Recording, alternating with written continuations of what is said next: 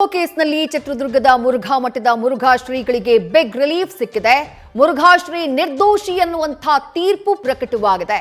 ಚಿತ್ರದುರ್ಗದ 2ನೇ ಜಿಲ್ಲಾ ಮತ್ತು ಸತ್ರ ನ್ಯಾಯಾಲಯದಿಂದ ತೀರ್ಪು ಪ್ರಕಟಗೊಂಡಿದೆ. 3 ಆರೋಪಿಗಳನ್ನ ಖುಲಾಸೆ ಮಾಡಿದೆ ನ್ಯಾಯಾಲಯ. ಪ್ರಕರಣದಲ್ಲಿ ಮೊದಲ ಆರೋಪಿಯಾಗಿದ್ದಂತಹ ಮುರುಘಾ ಶ್ರೀ, 2ನೇ ಆರೋಪಿಯಾಗಿದ್ದಂತಹ ಮುರುಘಾ ಮಠದ ಹಾಸ್ಟೆಲ್ನ ವಾರ್ಡನ್ ರಶ್ಮಿ, 4ನೇ ಆರೋಪಿಯಾಗಿದ್ದಂತಹ ಮಠದ ಮ್ಯಾನೇಜರ್ ಪರಮಶಿವಯ್ಯ, ಈ 3 ಜನರನ್ನ ಖುಲಾಸೆಗೊಳಿಸಿದೆ ಕೋರ್ಟ್. ಮೊದಲ ಎಫ್ಐಆರ್ನಲ್ಲಿ ದಾಖಲಾಗಿದ್ದಂತಹ 2 ಕೇಸ್ನಲ್ಲಿ ಖುಲಾಸೆಗೊಳಿಸಲಾಗಿದೆ. 2 ಚಾರ್ಜ್ ಶೀಟ್ಗೆ ಸಂಬಂಧಪಟ್ಟ ಹಾಗೆ ಇವತ್ತು ಕೋರ್ಟ್ ತೀರ್ಪನ್ನ ಕೊಟ್ಟಿದೆ. 2022ರ ಆಗಸ್ಟ್ 26ನೇ ತಾರೀಕು ಮೊದಲ ಪ್ರಕರಣ ದಾಖಲಾಗಿತ್ತು. ಆ ಪ್ರಕರಣಕ್ಕೆ ಸಂಬಂಧಪಟ್ಟ ಹಾಗೆ 2 ಚಾರ್ಜ್ ಶೀಟ್ನ ಸಲ್ಲಿಕೆ ಮಾಡಿದ್ರು ಪೊಲೀಸರು. ಎ ಚಾರ್ಜ್ ಶೀಟ್ ಹಾಗೆ ಬಿ ಚಾರ್ಜ್ ಶೀಟ್. ಈಗ 2 ಚಾರ್ಜ್ ಶೀಟ್ಗೆ ಸಂಬಂಧಪಟ್ಟ ಹಾಗೆ ಮುರುಘಾ ಶ್ರೀಗಳನ್ನ ನಿರ್ದೋಷಿ ಅಂತ ಹೇಳಿ ತೀರ್ಪು ಕೊಟ್ಟಿದೆ ನ್ಯಾಯಾಲಯ. ಮತ್ತಷ್ಟು ಡೀಟೇಲ್ಸ್ ನಮ್ಮ ಪ್ರತಿನಿಧಿ ಚಂದ್ರಮೋಹನ್ ನೀಡ್ತಾ ಹೋಗ್ತಾರೆ. ಚಂದ್ರಮೋಹನ್, ಸುದೀರ್ಘ 3 ವರ್ಷಗಳ ಕಾಲ ವಿಚಾರಣೆಗೆ ಒಳಪಟ್ಟಂತಹ ಪ್ರಕರಣ, ರಾಜ್ಯದಲ್ಲಿ ರಾಷ್ಟ್ರ ಮಟ್ಟದಲ್ಲಿ ಸಂಚಲನ ಕ್ರಿಯೇಟ್ ಮಾಡಿದ್ದಂತಹ ಪ್ರಕರಣ, ಅವರ ವಿರುದ್ಧ ದಾಖಲಾಗಿದ್ದು ಪೋಕ್ಸೋ ಕೇಸ್. ಆ ಕೇಸ್ನಲ್ಲಿ ಮೊದಲ ಕೇಸ್ನಲ್ಲಿ ಅವರು ನಿರ್ದೋಷಿ ಎನ್ನುವಂತಹ ತೀರ್ಪು ಬಂದಿದೆ. ಕೋರ್ಟ್ ಕೊಟ್ಟಂತಹ ಜಡ್ಜ್ಮೆಂಟ್ನ ಇನ್ನಷ್ಟು ಮಾಹಿತಿ ಏನಾದರೂ ಲಭ್ಯ ಆಗಿದೆಯಾ? ಅಂದ್ರೆ ಯಾವ ಮಾನದಂಡಗಳನ್ನ ಪರಿಗಣಿಸಿ, ಯಾವ ಸಾಕ್ಷಿಗಳನ್ನ ಪರಿಗಣಿಸಿ ಇವರನ್ನ ನಿರ್ದೋಷಿ ಎನ್ನುವಂತಹ ತೀರ್ಪನ್ನ ನೀಡಲಾಗಿದೆ ಅಂತ ಹೇಳಿ ವಿದ್ಯಾಶ್ರೀ, ಇನ್ನು ಕೋರ್ಟ್ನ ತೀರ್ಪಿನ ಪ್ರತಿ ಸಂತ್ರಸ್ತೆಯರ ಪರ ವಕೀಲರಿಗಾಗಲಿ ಅಥವಾ ಪ್ರಾಸಿಕ್ಯೂಷನ್ ಪರ ವಕೀಲರಿಗಾಗಲಿ ಅಥವಾ ಈಗ ನಿರ್ದೋಷಿಯಾದಂಥ ಮುರುಘಾ ಸ್ವಾಮೀಜಿಗಳ ಪರ ವಕೀಲರಿಗಾಗಲಿ ಸಿಕ್ಕಿಲ್ಲ. ಈಗ ಕೋರ್ಟ್ನ ಪ್ರತಿನ ಪಡ್ಕೊಂಡೆ ಈಗ ಪ್ರಾಸಿಕ್ಯೂಷನ್ ಪರ ವಕೀಲರು ಮೊದಲೇದಾಗಿ ಯಾವ್ಯಾವ ಕಾರಣಗಳಿಗಾಗಿ ಮುರುಘಾ ಮಠದ ಶಿವಮೂರ್ತಿ ಸ್ವಾಮೀಜಿಗಳನ್ನ ನಿರ್ದೋಷಿ ಅಂತ ಕೋರ್ಟ್ ತೀರ್ಪನ್ನು ಕೊಟ್ಟಿದೆ ಅಂತೇಳಿ ಅಧ್ಯಯನ ಮಾಡಬೇಕಾಗುತ್ತೆ. ಅದಾದ ಬಳಿಕ ಈ ತೀರ್ಪನ್ನು ಪ್ರಶ್ನೆ ಮಾಡಿ ಹೈಕೋರ್ಟ್ಗೆ ಮೇಲ್ಮನವಿಯನ್ನು ಸಲ್ಲಿಸಬೇಕೇ ಬೇಡವೇ ಅನ್ನೋದ್ರ ಬಗ್ಗೆ ತೀರ್ಮಾನವನ್ನು ತೆಗೆದುಕೊಳ್ಬೇಕಾಗುತ್ತೆ. ಇಲ್ಲಿ ಈಗ ಹೈಕೋರ್ಟ್ಗೆ ಮೇಲ್ಮನವಿ ಸಲ್ಲಿಸಲಿಕ್ಕೆ ಪ್ರಾಸಿಕ್ಯೂಷನ್ ಪರ ವಕೀಲರಿಗೂ ಕೂಡ ಅವಕಾಶ ಇದೆ. ಅದೇ ರೀತಿ ಸಂತ್ರಸ್ತೆಯರ ಪರ ವಕೀಲರಿಗೂ ಕೂಡ ಅವಕಾಶ ಇದೆ. ಈಗ ಪ್ರಾಸಿಕ್ಯೂಷನ್ ಪರ ವಕೀಲರು ಹೈಕೋರ್ಟ್ಗೆ ಮೇಲ್ಮನವಿಯನ್ನು ಸಲ್ಲಿಸಬೇಕು ಅಂದರೆ ರಾಜ್ಯ ಸರ್ಕಾರದ ಗೃಹ ಇಲಾಖೆ ಒಪ್ಪಿಗೆಯನ್ನು ಕೊಡಬೇಕಾಗುತ್ತೆ. ಗೃಹ ಇಲಾಖೆ ಒಪ್ಪಿಗೆ ಕೊಟ್ಟ ಬಳಿಕ ಹೈಕೋರ್ಟ್ಗೆ ಮೇಲ್ಮನವಿಯನ್ನು ಪ್ರಾಸಿಕ್ಯೂಷನ್ ಪರ ವಕೀಲರು ಸಲ್ಲಿಸಬೇಕಾಗುತ್ತೆ. ಸಂತ್ರಸ್ತೆಯರ ಪರ ವಕೀಲರು ಕೂಡ ಈ ತೀರ್ಪನ್ನ ಅಧ್ಯಯನವನ್ನು ಮಾಡಿ ತೀರ್ಪಿನಲ್ಲಿ ಯಾವ್ಯಾವ ಕಾರಣಕ್ಕಾಗಿ ಮುರುಘಾ ಸ್ವಾಮೀಜಿ ನಿರ್ದೋಷಿ ಅಂತ ತೀರ್ಪನ್ನು ಕೊಟ್ಟಿದೆ, ಹಾಗೆ ಕೊಟ್ಟಿರ್ತಕ್ಕಂಥ ತೀರ್ಪು ಸರಿಯಾಗಿದೆಯಾ ತಪ್ಪಿದೆಯಾ, ತೀರ್ಪಿನಲ್ಲಿರ್ತಕ್ಕಂಥ ಲೋಪದೋಷಗಳು ಏನು ಅಂತೇಳಿ ಪಟ್ಟಿಯನ್ನು ಮಾಡಿಕೊಂಡು ಅದರ ಆಧಾರದ ಮೇಲೆ ಮೇಲ್ಮನವಿಯನ್ನು ಹೈಕೋರ್ಟ್ಗೆ ಸಲ್ಲಿಸಬೇಕಾಗುತ್ತೆ.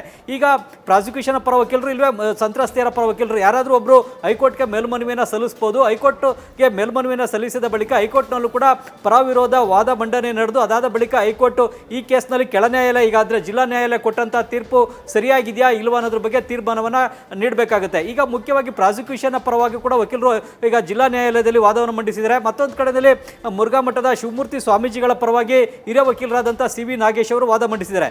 ಸಿ.ವಿ. ನಾಗೇಶ್ ಅವರು ಮೊದಲೇದಾಗಿ ಕ್ರಿಮಿನಲ್ ಕೇಸ್ಗಳಲ್ಲಿ ವಾದ ಮಂಡಿಸೋದ್ರಲ್ಲಿ ಎಕ್ಸ್ಪರ್ಟ್ ಆಗಿರ್ತಕ್ಕಂಥ ವಕೀಲರು, ನಮ್ಮ ರಾಜ್ಯದಲ್ಲೇ ಟಾಪ್ 1 ಸ್ಥಾನದಲ್ಲಿರ್ತಕ್ಕಂಥ ವಕೀಲರು. ಹಾಗಾಗಿ ಅವರು ತನಿಖೆಯಲ್ಲಿ ಆಗಿರ್ತಕ್ಕಂಥ ಲೋಪದೋಷಗಳಾಗ್ಬೋದು ಅಥವಾ ಕೇಸ್ನಲ್ಲಿರ್ತಕ್ಕಂತಹ ತಾಂತ್ರಿಕ ಮತ್ತು ವೈಜ್ಞಾನಿಕ ಸಾಕ್ಷ್ಯಗಳ ಕೊರತೆ, ಈ ಎಲ್ಲ ಅಂಶಗಳ ಬಗ್ಗೆ ವಾದವನ್ನು ಈ ಕೆಳ ನ್ಯಾಯಾಲಯದಲ್ಲಿ ಮಂಡಿಸಿದ್ದಾರೆ. ಈ ಕಾರಣಕ್ಕಾಗೂ ಕೂಡ ಮುರುಘಾ ಮಠದ ಶಿವಮೂರ್ತಿ ಸ್ವಾಮೀಜಿ ನಿರ್ದೋಷಿ ಅಂತ ಈಗ ಕೆಳ ನ್ಯಾಯಾಲಯ ತೀರ್ಪನ್ನು ಕೊಟ್ಟಿದೆ. ಜೊತೆಗೆ ಇನ್ನು ಕೇಸ್ನಲ್ಲಿ ಈಗ ಪ್ರತ್ಯಕ್ಷದರ್ಶಿ ಸಾಕ್ಷಿಗಳಿಲ್ಲ, ಕೇವಲ ಸಂತ್ರಸ್ತೆಯರ ಹೇಳಿಕೆ ಆಧಾರದ ಮೇಲೆನೆ ಮುರುಘಾ ಮಠದ ಸ್ವಾಮೀಜಿ ಅಪರಾಧಿ ಅಂತ ಕೋರ್ಟ್ಗೂ ಕೂಡ ತೀರ್ಪನ್ನು ಕೊಡಲಿಕ್ಕೆ ಸಾಧ್ಯ ಆಗೋದಿಲ್ಲ. ಹಾಗಾಗಿ ಈ ಕೇಸ್ನಲ್ಲಿ ಉಳಿದಿರ್ತಕ್ಕಂಥ ಬೇರೆ ಬೇರೆ ಸುಮಾರು 80ಕ್ಕಿಂತ ಹೆಚ್ಚಿನ ಸಾಕ್ಷ್ಯಗಳಿದ್ರೂ ಕೂಡ ಪ್ರಾಸಿಕ್ಯೂಷನ್ 52 ಮಂದಿ ಸಾಕ್ಷಿಗಳನ್ನು ಕೋರ್ಟ್ಗೆ ಹಾಜರುಪಡಿಸಿ ಅವರನ್ನು ವಿಚಾರಣೆಗೆ ಒಳಪಡಿಸಿದೆ. ಜೊತೆಗೆ ಅವರ ಹೇಳಿಕೆಗಳ ಆಧಾರದ ಮೇಲೂ ಕೂಡ ಈ ಕೇಸ್ನಲ್ಲಿ ಆರೋಪಿಯಾಗಿದ್ದಂಥ ಮುರುಘಾ ಮಠದ ಶಿವಮೂರ್ತಿ ಸ್ವಾಮೀಜಿಗಳು ಅಪರಾಧಿ ಅಂತ ತೀರ್ಪನ್ನು ಕೊಡಲಿಕ್ಕೆ ಕೋರ್ಟ್ಗೆ ಸಾಧ್ಯವಾಗಿಲ್ಲ. ಹಾಗಾಗಿ ಈ ಸಾಕ್ಷಿಗಳು ಏನು ಹೇಳಿಕೆಯನ್ನು ಕೊಟ್ಟರು, ಸಾಕ್ಷಿಗಳು ಯಾರಾದರೂ ಉಲ್ಟಾ ಹೇಳಿಕೆಯನ್ನು ಕೊಟ್ಟರೆ ಅಥವಾ ಈ ಕೇಸ್ನಲ್ಲಿ ತಾಂತ್ರಿಕ ಅಂಶಗಳು ಮತ್ತು ವೈಜ್ಞಾನಿಕ ಸಾಕ್ಷ್ಯಗಳು ಇರಲಿಲ್ವಾ, ಆ ಸಾಕ್ಷಿಗಳು ಏನಾದರೂ ಕೂಡ ದುರ್ಬಲ ಆಗಿದ್ವಾ, ಹೇಗೆ ಅನ್ನತಕ್ಕಂಥದ್ದು ಕೂಡ ಬಹಳ ಮುಖ್ಯ ಆಗುತ್ತೆ. ಹೀಗಾಗಿ ಒಂದು ತಾಂತ್ರಿಕ ಮತ್ತು ವೈಜ್ಞಾನಿಕ ಸಾಕ್ಷ್ಯಗಳನ್ನು ಕೋರ್ಟ್ ಹೇಗೆ ಪರಿಗಣಿಸಿದೆ ಅಥವಾ ಪೊಲೀಸರು ತನಿಖೆ ನಡೆಸುವಂಥ ಸಂದರ್ಭದಲ್ಲೇ ಈ ಸರಿಯಾಗಿ ತನಿಖೆಯನ್ನು ನಡೆಸ್ತಾರೆ, ತನಿಖೆಯನ್ನು ಹಳ್ಳ ಇಡಿಸ್ತಕ್ಕಂಥ ಕೆಲಸವನ್ನು ಪೊಲೀಸರೇ ಏನಾದರೂ ಮಾಡಿದ್ರಾ ಅನ್ನತಕ್ಕಂಥ ಅಂಶ ಕೂಡ ಈ ಕೇಸ್ನಲ್ಲಿ ಉದ್ಭವ ಆಗುತ್ತೆ. ಯಾಕಂತಂದರೆ ಆಗ ಈ ಹಿಂದೆ ಬಿಜೆಪಿ ಸರ್ಕಾರವೇ ರಾಜ್ಯದಲ್ಲಿ ಅಧಿಕಾರದಲ್ಲಿತ್ತು. ಆ ಕಾರಣಕ್ಕಾಗಿಯೇ ಯಾರ್ದಾದ್ರೂ ಪ್ರಭಾವಕ್ಕೊಳಗಾಗಿ ಪೊಲೀಸರೇ ಸರಿಯಾದಂಥ ತನಿಖೆಯನ್ನು ನಡೆಸ್ತೆ, ತನಿಖೆಯನ್ನು ಹಳ್ಳ ಇಡಿಸಿ ದುರ್ಬಲವಾದಂಥ ಚಾರ್ಜ್ ಶೀಟನ್ನು ಕೋರ್ಟ್ಗೆ ಸಲ್ಲಿಸಿದಂಥ ಸಂದರ್ಭದಲ್ಲಿ ಆರೋಪಿಯನ್ನು ಕನ್ವಿಕ್ಟ್ ಮಾಡಲಿಕ್ಕೆ ಕೋರ್ಟ್ಗೂ ಕೂಡ ಸಾಧ್ಯವಾಗೋದಿಲ್ಲ. ಕೇವಲ ಸಂತ್ರಸ್ತರ ಹೇಳಿಕೆಯ ಆಧಾರದ ಮೇಲೆ ಆರೋಪಿಗಳನ್ನು ಅಪರಾಧಿಗಳು ಅಂತ ತೀರ್ಪನ್ನು ಕೊಡಲಿಕ್ಕೆ ಸಾಧ್ಯವಾಗುವುದಿಲ್ಲ. ಹಾಗಾಗಿ ಇಲ್ಲಿ ಪೊಲೀಸರ ಪ್ರಬಲವಾದಂಥ ತನಿಖೆ ಆಗಬೇಕಾಗುತ್ತೆ, ಜೊತೆಗೆ ಸರಿಯಾದಂಥ ಸಾಕ್ಷ್ಯಾಧಾರಗಳನ್ನು ಸಂಗ್ರಹಿಸಬೇಕಾಗುತ್ತೆ, ಪ್ರಬಲವಾದಂಥ ಚಾರ್ಜ್ ಶೀಟ್ ಅನ್ನು ಸಾಕ್ಷ್ಯಾಧಾರಗಳ ಸಮೇತ ಕೋರ್ಟ್ಗೆ ಸಲ್ಲಿಸಬೇಕಾಗುತ್ತೆ. ಹೀಗಾಗಿ ಇಲ್ಲಿ ತನಿಖೆಯಲ್ಲಿ ಲೋಪದೋಷ ಆಯ್ತಾ ಅಥವಾ ಪ್ರಾಸಿಕ್ಯೂಷನ್ ವಾದ ಮಂಡಿಸೋದ್ರಲ್ಲಿ ಲೋಪದೋಷ ಆಯ್ತಾ ಅಂತಕ್ಕಂಥ ಅಂಶ ಈಗ ಬಹಳ ಪ್ರಮುಖವಾದಂಥದ್ದು.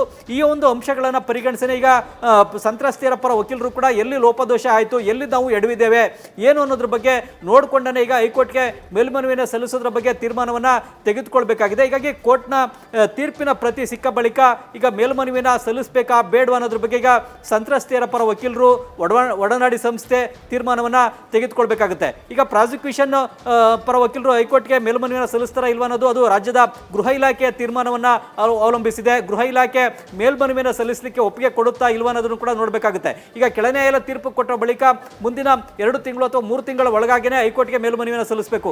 2 ತಿಂಗಳು ಅಥವಾ 3 ತಿಂಗಳ ಒಳಗಾಗಿ ಮೇಲ್ಮನವಿಯನ್ನು ಸಲ್ಲಿಸದೆ ವಿಳಂಬವಾಗಿ ಸಲ್ಲಿಸಿದ್ರೆ ಅದನ್ನ ಹೈಕೋರ್ಟ್ ಕೂಡ ಅದಕ್ಕೆ ಮಾನ್ಯತೆಯನ್ನು ಕೊಡೋದಿಲ್ಲ. ವಿಳಂಬವಾಗಿ ಮೇಲ್ಮನವಿಯನ್ನು ಸಲ್ಲಿಸಿದರೆ ಅಂತೇಳಿ ಹೈಕೋರ್ಟ್ ವಿಳಂಬವಾದಂಥ ಮೇಲ್ಮನವಿಗಳನ್ನು ಕೂಡ ತಿರಸ್ಕರಿಸುತ್ತೆ. ಹಾಗಾಗಿ ಆದಷ್ಟು ಬೇಗನೆ ಈಗ ಮೇಲ್ಮನವಿಯನ್ನು ಸಲ್ಲಿಸಬೇಕಾ ಬೇಡವಾ ಅನ್ನೋದ್ರ ಬಗ್ಗೆ ಒಂದ್ ಕಡೆ ಸಂತ್ರಸ್ತೆಯರ ಪರ ವಕೀಲರು ಜೊತೆಗೆ ಪ್ರಾಸಿಕ್ಯೂಷನ್ ಪರ ವಕೀಲರು ಇಬ್ಬರು ಕೂಡ ಈಗ ತೀರ್ಮಾನವನ್ನ ತೆಗೆದುಕೊಳ್ಬೇಕಾಗಿದೆ. ವಿದ್ಯಾಶ್ರೀ, ಚಂದ್ರಮೋಹನ್ ಆಗ್ಲಿ ಸಂತ್ರಸ್ತೆಯರ ಪರ ವಕೀಲರು ಮಾತನಾಡ್ತಾ ಇದ್ರು ನ್ಯೂಸ್ ಫಸ್ಟ್ ಜೊತೆಗೆ.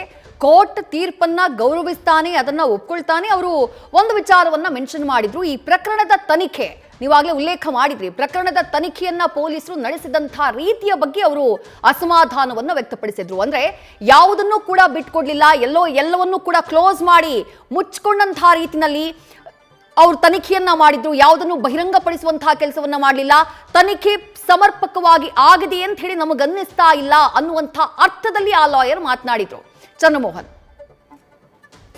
ಅದು ಕೂಡ ಆಗಿರುವಂಥ ಎಲ್ಲ ಸಾಧ್ಯತೆಗಳು ಕೂಡ ಇರುತ್ತೆ. ಯಾಕೆಂತಂದರೆ ಮುರುಘಾ ಮಠದ ಸ್ವಾಮೀಜಿಗಳು ಅಂತಂದರೆ ನಮ್ಮ ರಾಜ್ಯದಲ್ಲಿ ತಮ್ಮದೇ ಆದಂಥ ಪ್ರಭಾವವನ್ನು ಹೊಂದಿದ್ದಾರೆ ಮತ್ತು ಒಂದು ಪ್ರಬಲ ಸಮುದಾಯಕ್ಕೆ ಸೇರಿದಂಥವರು ಮತ್ತು ಮುರುಘಾ ಮಠವನ್ನು ಕೂಡ ತಮ್ಮ ಹಿಡಿತದಲ್ಲಿ ಇಟ್ಕೊಂಡು ಅದರ ಪೀಠಾಧಿಪತಿಯಾಗಿ ಸುದೀರ್ಘ ಕಾಲ ನಡೆಸ್ಕೊಂಡು ಬಂದಂಥವರು.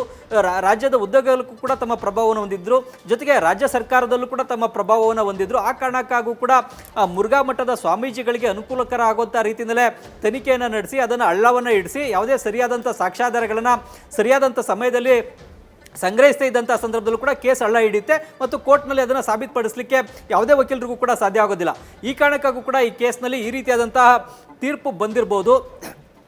ಕೋರ್ಟ್ಗೂ ಕೂಡ ಕೇವಲ ಸಂತ್ರಸ್ತೆಯರ ಹೇಳಿಕೆಯನ್ನು ಬಿಟ್ಟರೆ ಬೇರೆ ಇನ್ನೇನು ಸಾಕ್ಷ್ಯ ಇದೆ ಅಂತೇಳಿ ಪ್ರಾಸಿಕ್ಯೂಷನ್ ಪರ ವಕೀಲರನ್ನ ಪ್ರಶ್ನೆ ಮಾಡುತ್ತೆ. ಆಗ ಸರಿಯಾದಂಥ ಸಾಕ್ಷ್ಯಗಳನ್ನು ಕೊಡದೇ ಇದ್ದಂಥ ಸಂದರ್ಭದಲ್ಲಿ ಆರೋಪಿಗಳನ್ನು ನಿರಪರಾಧಿಗಳು ಅಂತಲೇ ಈ ರೀತಿಯಾಗಿ ತೀರ್ಪನ್ನು ಕೊಡ್ತಕ್ಕಂಥ ಸಾಧ್ಯತೆಗಳು ಕೂಡ ಇರ್ತವೆ. ಹಾಗಾಗಿ ಈಗ ಸರಿಯಾದಂಥ ತನಿಖೆ ನಡೆದಿಲ್ಲ ಅಂತಕ್ಕಂಥ ಅಂಶ ಈಗ ಸಂತ್ರಸ್ತೆಯರ ಪರ ವಕೀಲರಿಗೂ ಕೂಡ ಅಭಿಪ್ರಾಯಕ್ಕೆ ಬಂದಿದ್ದಾರೆ. ಹಾಗಾಗಿ ಈಗ ತನಿಖೆಯಲ್ಲಿ ಎಲ್ಲೂ ಲೋಪದೋಷ ಆಯಿತು. ಹಾಗಾಗಿ ಈ ಒಂದು ಕೇಸ್ನಲ್ಲಿ ಏನಾದರೂ ಕೂಡ ಮರು ತನಿಖೆ ಅಗತ್ಯ ಇದೆಯಾ ಅನ್ನೋದ್ರ ಬಗ್ಗೆ ಕೂಡ ತೀರ್ಮಾನವನ್ನು ತೆಗೆದುಕೊಳ್ಬೇಕಾಗುತ್ತೆ.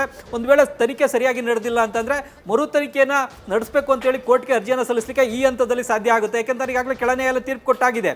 ತೀರ್ಪು ಕೊಟ್ಟಾದ ಬಳಿಕ ಈಗ ಮರು ತನಿಖೆಯನ್ನು ಕೇಳಲಿಕ್ಕೂ ಕೂಡ ಸಾಧ್ಯ ಆಗುತ್ತಾ ಇಲ್ವೋ ಅನ್ನೋದನ್ನ ವಕೀಲರೇ ಹೇಳಬೇಕಾಗುತ್ತೆ. ಆದ್ರೆ ಈಗ ಈ ಒಂದು ತನಿಖೆಯಲ್ಲಿ ಆಗಿರ್ತಕ್ಕಂಥ ಲೋಪದೋಷಗಳು ಏನು ಅನ್ನೋದನ್ನು ಕೂಡ ಹೈಕೋರ್ಟ್ಗೆ ತಿಳಿಸಬೇಕಾಗುತ್ತೆ. ಜೊತೆಗೆ ಒಂದು ಪ್ರಾಸಿಕ್ಯೂಷನ್ ಎಲ್ಲಿ ಎಡವಿದೆ ಏನು ಅನ್ನೋದನ್ನು ಕೂಡ ಹೈಕೋರ್ಟ್ಗೆ ತಿಳಿಸಬೇಕಾಗುತ್ತೆ. ಆ ನಿಟ್ಟಿನಲ್ಲಿ ಈಗ ಸಂತ್ರಸ್ತೆಯರ ಪರ ವಕೀಲರನ್ನೇ ಹೈಕೋರ್ಟ್ಗೆ ಮೇಲ್ಮನವಿಯನ್ನು ಸಲ್ಲಿಸಿ ತಮ್ಮ ವಾದವನ್ನು ಮಾಡಬೇಕಾಗುತ್ತೆ. ಜೊತೆಗೆ ಏನಾದರೂ ಕೂಡ ಮರು ತನಿಖೆ ಅಗತ್ಯ ಇದ್ರೆ ಅದನ್ನು ಕೂಡ ಹೈಕೋರ್ಟ್ನಲ್ಲೇ ಕೇಳಬೇಕಾಗುತ್ತೆ, ಹೈಕೋರ್ಟ್ನಲ್ಲೇ ಮನವಿಯನ್ನು ಮಾಡ್ಕೊಳ್ಬೇಕಾಗುತ್ತೆ. ಇವು ಮುಖ್ಯವಾಗಿ ಯಾವ್ಯಾವ ಒಂದು ಅಂಶಗಳ ಆಧಾರದ ಮೇಲೆ ತನಿಖೆ ಮಾಡಬೇಕಾಗಿತ್ತು, ತನಿಖೆಯಲ್ಲಿ ಆಗಿರ್ತಕ್ಕಂಥ ಲೋಪದೋಷಗಳು ಏನು ಅನ್ನೋದನ್ನು ಕೂಡ ಈಗ ಹೈಕೋರ್ಟ್ಗೆ ತಿಳಿಸ್ತಕ್ಕಂಥ ಕೆಲಸವನ್ನು ಕೂಡ ಸಂತ್ರಸ್ತೆಯರ ಪರ ವಕೀಲರೇ ಮೇಲ್ಮನವಿಯನ್ನು ಸಲ್ಲಿಸುವ ಮೂಲಕ ಮಾಡಬೇಕಾಗುತ್ತೆ. ಮುಖ್ಯವಾಗಿ ಈ ಕೇಸ್ನಲ್ಲಿ ಸಂತ್ರಸ್ತೆಯರು ಹೇಳಿಕೆಯನ್ನು ಕೊಟ್ಟಿದ್ರು, ಜೊತೆಗೆ ಅವರು ಒಡನಾಡಿ ಸಂಸ್ಥೆಯ ನೆರವನ್ನು ಕೂಡ ಪಡ್ಕೊಂಡಿದ್ರು. ಒಡನಾಡಿ ಸಂಸ್ಥೆಯಿಂದ ಸಂತ್ರಸ್ತೆಯರಿಗೆ ಕೌನ್ಸಿಲಿಂಗ್ ಅನ್ನು ಮಾಡಲಾಗಿತ್ತು, ಆಪ್ತ ಸಮಾಲೋಚನೆಯನ್ನು ಮಾಡಲಾಗಿತ್ತು.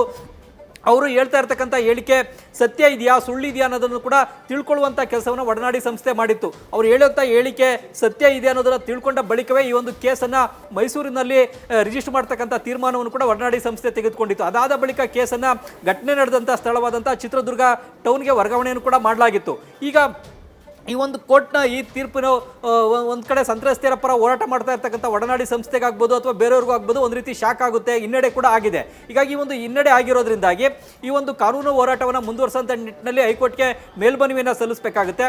ಹೈಕೋರ್ಟ್ಗೆ ಮೇಲ್ಮನವಿಯನ್ನು ಸಲ್ಲಿಸುವಂಥ ಸಂದರ್ಭದಲ್ಲಿ ಈ ಒಂದು ತನಿಖೆನಲ್ಲಿ ಆಗಿರ್ತಕ್ಕಂಥ ಲೋಪದೋಷಗಳಾಗ್ಬೋದು ಅಥವಾ ಪ್ರಾಸಿಕ್ಯೂಷನ್ ಎಡವಿರ್ತಕ್ಕಂಥದ್ದಾಗ್ಬೋದು, ಇವೆಲ್ಲವನ್ನೂ ಕೂಡ ಹೈಕೋರ್ಟ್ಗೆ ಗಮನಕ್ಕೆ ತರಬೇಕಾಗುತ್ತೆ. ವಿದ್ಯಾಶ್ರೀ, ಥ್ಯಾಂಕ್ ಯು ಚಂದ್ರಮೋಹನ್, ತಮ್ಮೆಲ್ಲ ಡೀಟೇಲ್ಸ್